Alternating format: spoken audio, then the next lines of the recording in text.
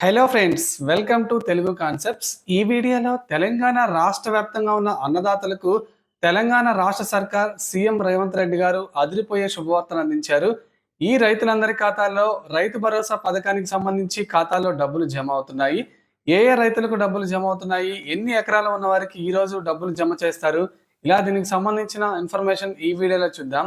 Friends, ముందుగా video చూస్తున్న ప్రతి ఒక్కరు వీడియో కింద లైక్ సింబల్ ఉంటుంది. వీడియో చూస్తున్న ప్రతి ఒక్కరు లైక్ చేసేయండి. మీరు తెలంగాణకు చెందిన రైతన్నులైనా, రైతు భరోసా డబ్బుల కోసం ఎదురు చూస్తున్న వారైనా వెంటనే మన ఛానల్ని సబ్స్క్రైబ్ చేసుకొని బెల్ ఐకాన్ ట్యాప్ చేసుకోండి. అప్పుడు మాత్రమే తెలంగాణ రైతులకు సంబంధించి నేను పెట్టే ప్రతి పథకానికి సంబంధించి పూర్తి ఇన్ఫర్మేషన్ మీకు అందుతుంది. ఇక లేట్ చేయకుండా టాపిక్ని స్టార్ట్ చేద్దాం. ఇక జనవరి 26వ తేదీన రాష్ట్ర వ్యాప్తంగా రైతు భరోసా పథకాన్ని 563 గ్రామాల్లో సీఎం రేవంత్ రెడ్డి గారు అయితే విడుదల చేశారు. అయితే ఎంపిక చేసిన గ్రామాల్లో రైతులకు మాత్రమే రైతు భరోసా పథకానికి సంబంధించి ఖాతాలో డబ్బులు జమ అయ్యాయి.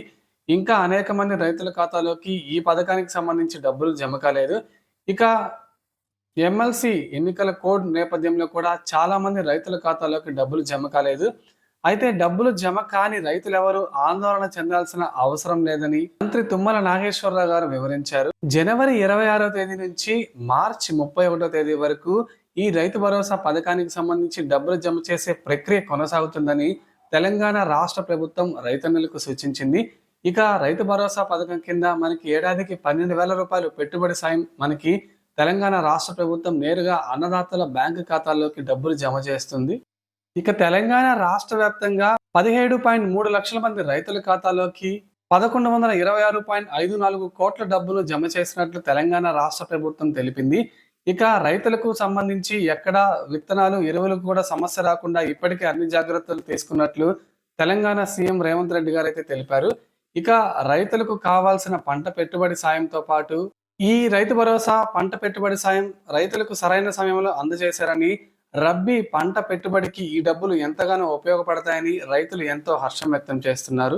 ఇక ఫిబ్రవరి 3వ తేదీ నుంచి తెలంగాణ రైతుల ఖాతాలోకి రైతు భరోసా డబ్బులను అయితే విడుదల చేస్తున్నారు. ఇక 1 ఎకరం ఉన్న వారికి, 2 ఎకరాలు ఉన్న వారికి, 3 ఎకరాలు ఉన్న వారికి ఇలా ఎకరాలకు చొప్పు గ్రామాల వారీగా ఏంటంటే తెలంగాణ రాష్ట్ర ప్రభుత్వం ఈ పథకానికి సంబంధించి నిధులను విడుదల చేస్తుంది.